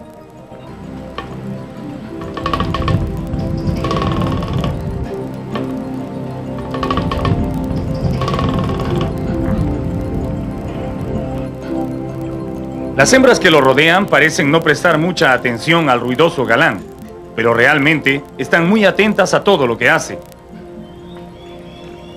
El display solo termina cuando una hembra se para a su costado y acepta formar un nido con él. Entonces los papeles se cambian, porque cuando viene el momento de empollar los huevos, el ostentoso macho es el que se tiene que quedar en el nido cuidando, mientras la hembra sale a buscar comida. Otra característica del ave fragata que muy pocas personas conocen, porque casi siempre las ven volando, es el reducido tamaño de sus patas. Son tan cortas que casi no pueden caminar en el suelo. Las fragatas solo se sienten cómodas volando o paradas en las ramas de los mangles, donde pueden sostenerse con sus pequeños dedos. Sin embargo, su extraordinaria habilidad para el vuelo compensa largamente esta limitación.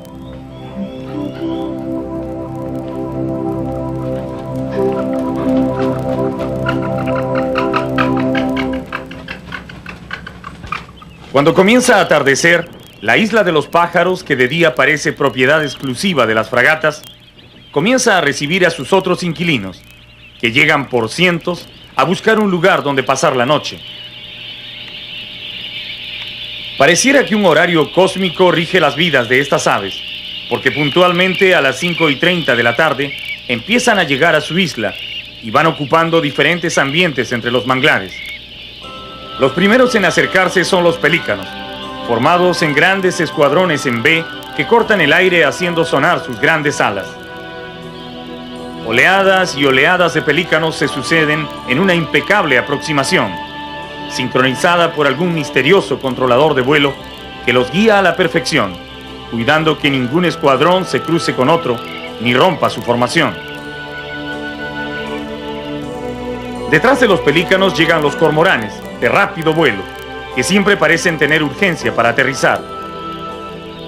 Finalmente, volando en un nivel inferior y con menos orden, arriban las garzas e ibis, en grandes bandadas blancas que se acomodan como pueden en los mangles de la orilla.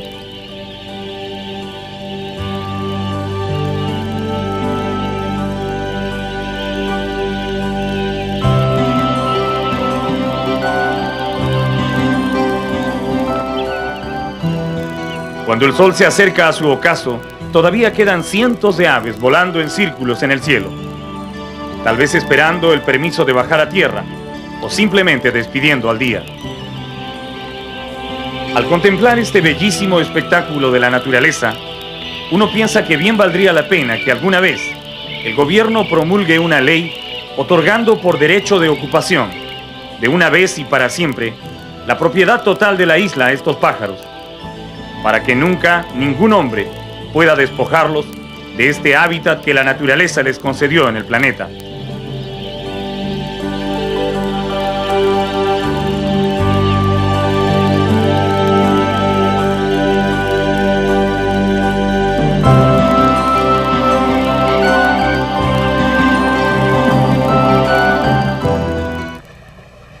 Cuando uno navega por los esteros ubicados fuera